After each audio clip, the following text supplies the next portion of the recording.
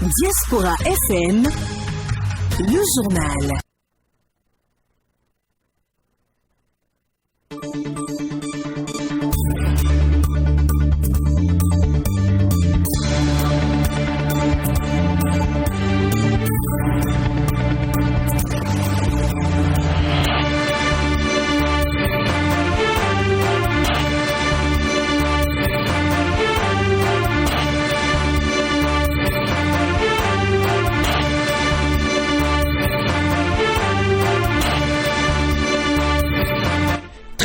À Kuntori, un arrondissement de la commune de Kobli, c'est l'heure de la grande édition du journal parlé sur les ondes de la 102.3 Diaspora FM.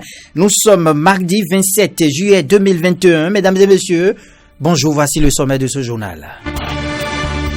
Les prévenus dans l'affaire d'expropriation dite affaire 39 hectares dans la commune d'Abomey-Calavi retournent devant le juge d'instruction ce jour, mardi 27 juillet. Cette troisième audience devrait être consacrée aux plaidoiries.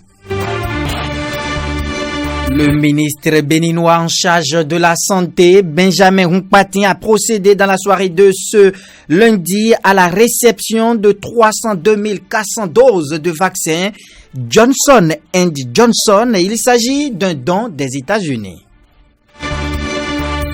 10 ans après la crise post-électorale, Alassane Dramane Ouattara reçoit Laurent Gbagbo. Le rendez-vous entre les deux figures de la scène politique ivoirienne doit se dérouler au palais présidentiel en fin d'après-midi.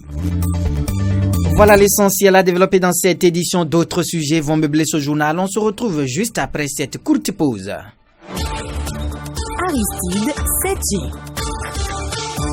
Bienvenue à tous et à toutes et merci d'avoir choisi Diaspora FM pour vous informer. On démarre cette édition avec cette actualité qui agite la cité des Fofo-Diaka. Le procès des mises en cause dans l'affaire dite 39 hectares reprend ce jour à la Cour de répression des infractions économiques et du terrorisme CRIET. Cette troisième audience devrait être consacrée aux plaidoiries, mais le plan risque de changer à cause des nouvelles personnes attendues à la barre. Au cours du week-end écoulé, une dizaine de conseillers communaux ont été écoutés et mis sous convocation dans l'affaire 39 hectares. Ces derniers sont attendus devant la CRIET ce jour à l'occasion de la troisième audience. Dans le lot, on y retrouve d'anciens et nouveaux conseillers communaux d'Abomey-Calavi. L'audition de ces nouvelles personnes pourrait ne pas permettre la tenue de l'étape des plaidoiries et la réquisition du ministère public attendu. Germain Kadiadodo, Pierre Beignon, Félix Dansou Doussa, Léopold Zinsou et consorts devront dire leur part de vérité dans cette rocambolesque affaire.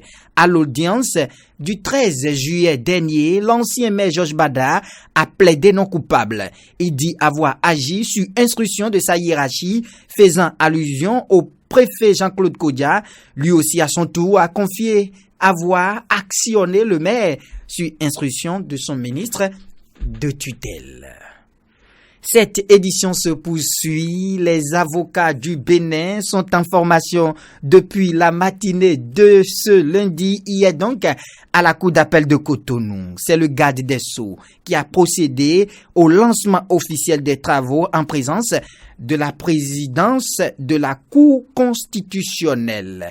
Compte rendu Samson Oké. Les avocats du Bénin en formation continue. Une initiative du Centre international de formation des avocats en Afrique francophone, CIFAF. Selon le professeur Joseph Djogbenou, président de la Cour constitutionnelle, invité pour la cérémonie d'ouverture, les avocats sont des contributeurs à la vérité. Ne contribue pas à la vérité qui n'est pas cultivée.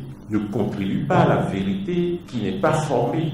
Ne contribue pas à la vérité qui n'est pas humble, ne contribue pas à la vérité qui est indifférent. Et c'est pour cela que cette formation trouve sa place. Parce que c'est une manière de s'approprier de l'outil qui permet, c'est avec difficulté, de contribuer à la vérité. Au cours de cet atelier de formation, plusieurs thématiques seront abordées par d'éminents professeurs et communicateurs venus d'Europe et d'Afrique. C'est le garde des Sceaux, ministre de la Justice et de la Législation, qui a procédé au lancement officiel des travaux. Les temps changent et changent si vite à telle enseigne que force est de concéder que la pratique de l'avocat doit évoluer face à une clientèle plus exigeante dans un contexte où le droit devient un bien de consommation comme tout autre soumis aux dictats des lois du marché. Ne vous y méprenez pas, il faut vous armer de science jusqu'aux dents pour pouvoir espérer affronter victorieusement les défis présents et futurs de l'avocat du 21e siècle. Le CIFAF, ici, vous en donne les moyens.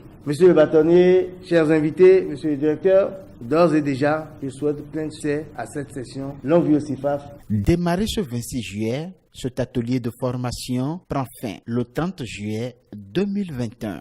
Merci à vous, Samson Oké. Politique à présent. Sylvie Deschacus n'est plus la présidente du Parti Union démocratique pour un Bénin nouveau UDBN. C'est une décision collégiale du Haut Conseil du parti et de ses responsables à divers niveaux. Elle a été prise ce samedi à l'Infosec de Cotonou à l'issue des pourparlers qui visaient à trouver la solution à de nombreux dysfonctionnements qui seraient préjudiciables à la vie du parti de Claudine Afiavi-Prudencio, actuelle présidente d'honneur de l'UDBN.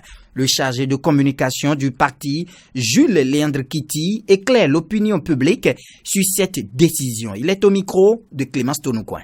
Le 19 juin 2021, Mme Sylvie Deschacus a été donc présentée à la face du monde comme la nouvelle présidente de l'UDBN. Lorsque vous avez été présentée comme ça au bout d'une séance ou d'une rencontre, d'une assise statutaire comme le congrès, donc qui a commencé depuis le 5, vous prenez fonction dans l'opérationnel. Il y a donc des rencontres que vous faites, des prises de contact, vous rentrez dans les dossiers et puis la machine prend. Et dans le cadre d'un parti politique, c'est encore plus délicat. La présidente d'honneur a pris toutes les dispositions dans ce sens, s'est entendue donc avec la nouvelle présidente, donc on dira le Haut Conseil parce qu'il y a la présidente d'honneur, mais il y a le vice-président d'honneur, et convenir donc avec la nouvelle présidente que après son retour de quelques soins, parce que la présidente d'honneur avec quelques ennuis de santé, elle voulait se soigner, quelques jours, qu'il y aurait des rencontres de prise de contact avec les instances dirigeantes, les différentes structures, et même une tournée conjointe, d'accord, à travers les coordinations, pour que la présidente d'honneur, qui a été si charismatique sur la vie du parti pendant longtemps, puisse la présenter et que lui, le chemin lui soit complètement balisé. Mais pendant que la présidente d'honneur était donc pour ses soins hors du pays, sans en informer le vice-président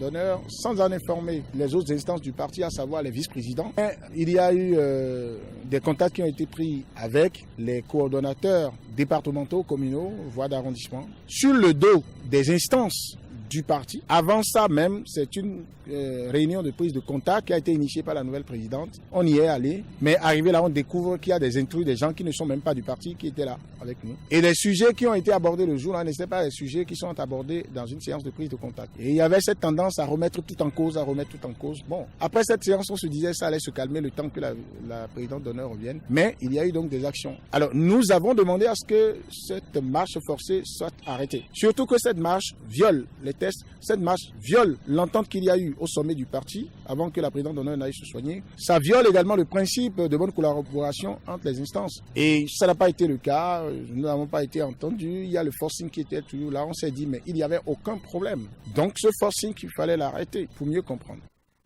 C'était les explications de Jules Léandre Kitty, porte-parole du parti UDBN. Je vous le disais en titre, le Bénin vient d'être appuyé dans sa décision d'aller à la vaccination pour lutter contre la COVID-19. Les États-Unis soutiennent le Bénin avec 302 400 doses de vaccins Johnson & Johnson. Les vaccins ont été réceptionnés à l'aéroport de Cotonou en présence de l'ambassadeur des États-Unis au Bénin. Clémence Tonoucoin était à l'aéroport. Ce lot de vaccins offerts par les États-Unis s'inscrit dans le cadre des efforts globaux pour combattre la pandémie de la COVID-19.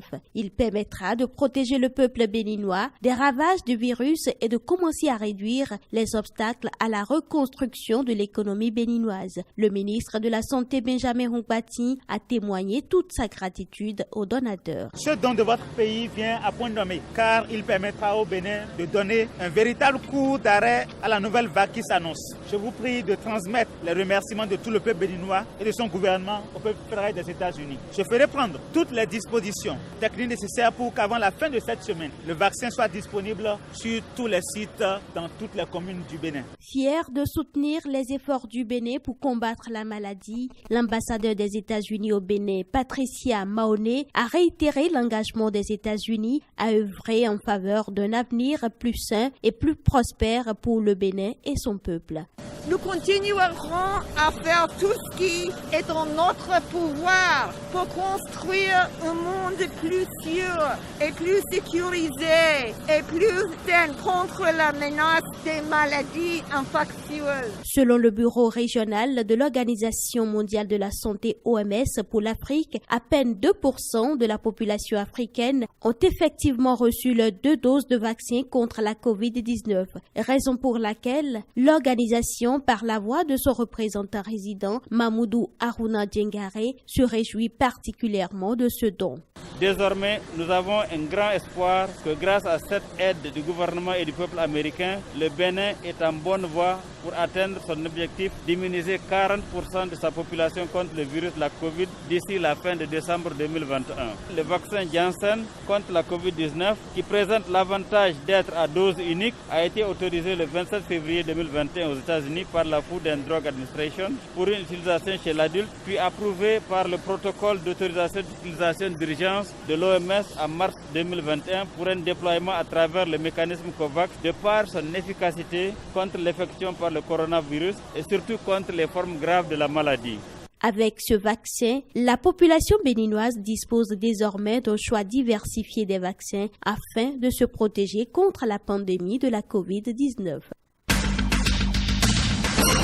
Les nouveaux bacheliers devront choisir dans les tout prochains jours la filière qu'ils souhaitent faire à l'université. Une étape décisive de leur vie puisqu'elle détermine leur avenir. Pour ne pas faire un mauvais choix, Barnabé Coelho, écrivain spécialiste des questions éducatives, nous parle des erreurs à éviter. On l'écoute. Quand vous prenez un contexte comme ça, comme le Bénin, l'actuel contexte, où vous avez minimum 8 jeunes sur 10 diplômés à la maison, ou quand vous venez par exemple à l'Université nationale d'Abomey-Calavi, vous avez minimum 60 000 étudiants dans les amphithéâtres, dans les jardins. Le nouveau bachelier de 2021 doit s'orienter comment? Première chose, n'allez pas à l'université dans l'optique de trouver un emploi, parce que vous n'aurez pas. Il n'y a pas d'emploi aujourd'hui à donner à quelqu'un. Allez à l'université dans l'optique de répondre à un besoin de la société. C'est ça s'orienter. Aujourd'hui, le Bénin a quel problème? Toi, nouveau bachelier qui m'écoute, qui me voit, tu veux véritablement aller dans cette filière. Première question, est-ce que tu as une finalité claire? N'allez pas aujourd'hui à l'université parce qu'il faut aller. Première erreur, ne pas faire. Deuxième erreur, n'allez pas à l'université parce que papa a dit qu'il faut aller à l'université. Je suis médecin, l'enfant doit forcément faire la médecine. Je suis désolé, le choix se discute avec l'enfant. N'allez pas à l'université parce que mon copain veut partir, parce que ma copine veut partir, parce que mon meilleur ami veut choisir. Tu n'es pas ton meilleur ami, tu n'es pas ta copine. Le choix que vous allez faire à l'instant où vous m'écoutez actuellement, c'est un choix qui va déterminer ou qui détermine déjà votre avenir dans 3 ans. N'allez jamais à l'université ou surtout dans une université privée parce qu'ils ont les immeubles, plusieurs étages, beaucoup de carreaux ou je ne sais quoi. On ne choisit pas le suivisme. Voilà, le suivisme. L'autre affaire, je vais faire. Tu n'es pas l'autre. Le choix d'une formation, c'est des questions stratégiques parce que votre avenir en dépend. Si vous êtes parent, il faut d'abord vous poser la question. Pourquoi mon enfant veut aller à l'université? Est-ce qu'il veut aller parce qu'il faut aller? Si la réponse c'est oui, non, il ne doit pas aller. Est-ce qu'il veut aller parce que l'autre, voilà, c'est-à-dire l'autre a envoyé son enfant. Sinon, bon, tous ses collègues, c'est-à-dire tous ses amis veulent aller à l'université. Si mon enfant ne va pas à l'université, ça ne marche pas, ça ne veut rien dire. On reste à l'université, les compositions entrant dans le cadre du recrutement sur concours pour l'entrée en première année des écoles ou instituts des universités publiques du Bénin, des candidats titulaires du bac session de 2020 ou de 2021 ayant obtenu la mention assez bien au moins démarre à partir du lundi 16 août 2021, selon le communiqué du ministère de l'Enseignement supérieur et de la Recherche scientifique signé du directeur de cabinet. La date limite de dépôt de candidature est fixée au vendredi 6 août 2021. La course-poursuite entre un contrebandier et douanier au poste de contrôle la PK-18 a engendré de graves conséquences hier. Bilan, la moto du contrebandier totalement calcinée, lui-même en personne brûlée au 3e degré et ses membres fracturés. Pire, il y a eu un ras-le-bol de la population qui aurait mis feu au poste de contrôle de la douane à PK-18. Tout est parti selon de crédibles sources de l'interpellation du contrebandier qui n'a pas cru attendre. Dans la foulée, il a été poursuivi par le douanier accompagné d'un militaire selon une source policière au volant d'un véhicule de Mack Highlander. Arrivé à sa hauteur, rapporte la source, le militaire aurait baissé sa vitre et tiré la chemise du contrebandier qui a perdu l'équilibre. Dans la suite, il est tombé. La moto qui transportait un bidon d'essence frelaté a pris feu. Entre la vie et la mort, ses parents ont été obligés de le conduire à l'hôpital avant l'arrivée des sapeurs-pompiers. C'est suite à ce cinéma d'horreur que la population en Kourous aurait mis feu à la cabane de fortune qui fait office de poste de douane à PK-18. Il aurait fallu l'arrivée de la police républicaine pour calmer les ardeurs, rapporte la même source. Il est à souligner que le contrebandier a été poursuivi depuis la frontière Semek-Bodji, ce qui n'est ni plus ni moins une bavure de la part de l'agent de douane et droits indirects. Les nouvelles africaines et internationales. En Côte d'Ivoire, c'est la première rencontre entre le chef de l'État et son prédécesseur depuis le retour de ce dernier le mois dernier après son acquittement des accusations de crimes contre l'humanité à la CPI. Le rendez-vous entre les deux figures de la scène politique ivoirienne, autrement dit Alassane Dramane Ouattara et Laurent Gbagbo, doit se dérouler au palais présidentiel en fin d'après-midi. Le premier ministre tunisien Hichem Mechichi s'est dit prêt hier à céder le pouvoir alors qu'un nouveau chef de gouvernement devrait être désigné par le président Kais Saied. La veille, ce dernier a limogé l'actuel chef du gouvernement et suspendu les activités du Parlement.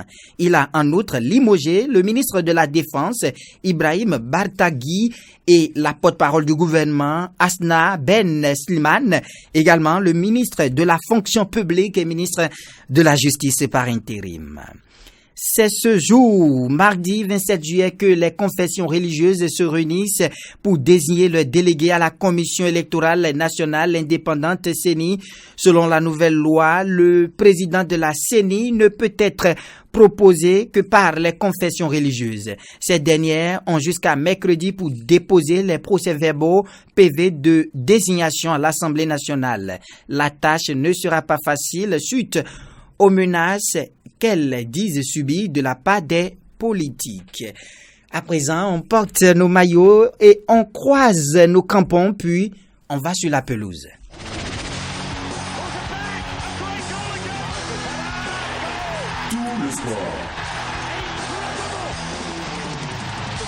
Direction Monokoufu. Le ministre des Sports a lancé ce samedi à Grand Popo la finale nationale du championnat scolaire au Bénin 2020-2021. C'était en présence des représentants de la CAF et de la FIFA, partenaires de l'événement.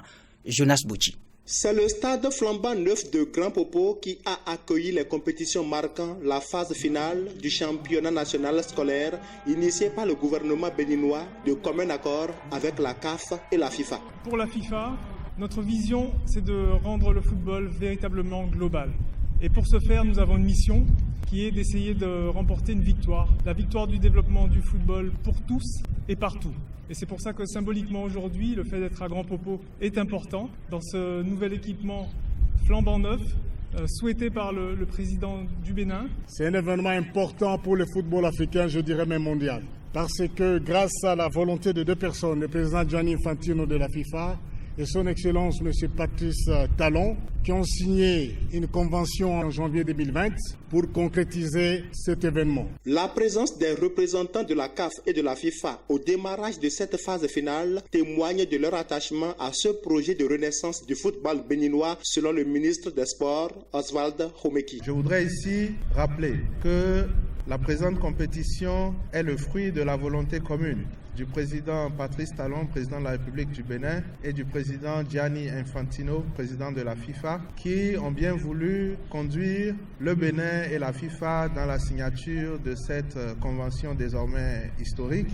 Cette compétition que nous lançons aujourd'hui est le début d'une belle aventure qui, à coup sûr, donnera naissance à des talents dans notre pays. 12 équipes masculines et 12 autres féminines s'affronteront lors de cette phase finale et au nom des arbitres et des joueurs, Urbain Hunuvi et Parfaite Lucrèce Kenyide ont promis se conformer aux règles du jeu. Nous jurons solennellement de faire respecter les lois et règles de jeu en tout professionnalisme. Joueurs et joueuses, prenons l'engagement de respecter les décisions des arbitres dans un esprit de fair play. Football, lancement officiel du tournoi Petit Poteau Interquartier Land of Hope ce dimanche au terrain du CG2 Zoka dans la commune de Dabomey-Calavi. Organisé par l'agence événementielle J'aime Business sous la coupole de Pierre Akpaki, secrétaire général de la HAC, le match d'ouverture a opposé Rocher FC à Speed FC. Frédéric Espoir Mambou. C'est à travers ce coup de sifflet que la première édition du tournoi Land of Hope est officiellement lancée. Un tournoi qui réunit 9 équipes de petits poteaux autour du cuiron, vecteur de développement selon le parrain de l'événement. Pierre Akpaki, secrétaire général de la Haute Autorité de l'Audiovisuel et de la Communication. Le sport en général et le football en particulier est un puissant facteur d'intégration. Il est un moyen aussi puissant de développement local. Et comme c'est un tournoi qui voit compétir les footballeurs de mon quartier, des 9 quartiers ici de Calavi, et étant ici à Calavi, je contribue à cette organisation et c'est ça qui m'a motivé pour dire, bon, on veut voir susciter aussi dans notre quartier, dans nos quartiers, des joueurs de talent qui pourront peut-être, pourquoi pas, faire partie de l'équipe communale. Pour la promotrice de l'événement, il s'agit entre autres de réunir la jeunesse d'Abomey-Calavi autour des jeux sains en ces périodes de vacances en créant l'émulation au sein des sportifs de la commune. Judith Akpaki, directrice de J'aime Business. L'objectif d'une telle organisation est non seulement de promouvoir les valeurs sportives dont dispose la commune d'Abomey-Calavi, mais également d'offrir un creuset aux différentes équipes pour leur permettre de s'affirmer et ainsi faire leur propre promotion. Mais également, avant tout, J'aime Business est une agence événementielle qui est d'une part spécialisée dans les événements pour particuliers, petites, moyennes et grandes entreprises, mais également spécialisée dans les événements grand public. Donc quand on parle de grand public, nous avons les activités sportives, dont le football. Alors ça a été une évidence. Après le 0-0 observé au cours de la première période, l'équipe de Rocher FC a réussi à ouvrir la marque dès les premières minutes de la seconde partie, mais c'est sans compter avec la ténacité et l'envie des joueurs de Speed FC qui vont recoller au score. Les entraîneurs des deux formations donnent ici leurs impressions au terme des 70 minutes.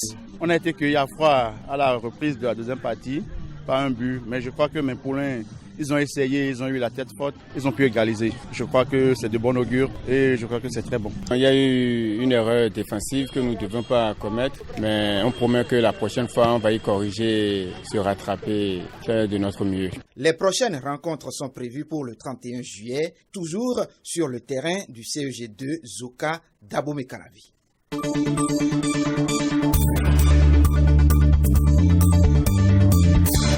C'est la fin de cette messe de l'information sur les ondes de la 102.3 Diaspora FM pour le compte de la mi-journée de ce mardi. Merci infiniment de l'avoir suivi. Mise en onde, Marc Fabrel Doigbe, chef d'édition, Dokasa Wangan, présentation Aristide Setin. Mais avant de partir, retenez cette citation de Friedrich Nietzsche. Je cite, « Le mariage, c'est la volonté à deux de créer l'unique. On se retrouve tout à l'heure dans 6 minutes, autrement dit à 13h30, pour l'émission Réagissons à l'actualité. N'oubliez surtout pas de vous laver les mains à l'eau et au savon et portez vos masques en tout lieu. À tout à l'heure.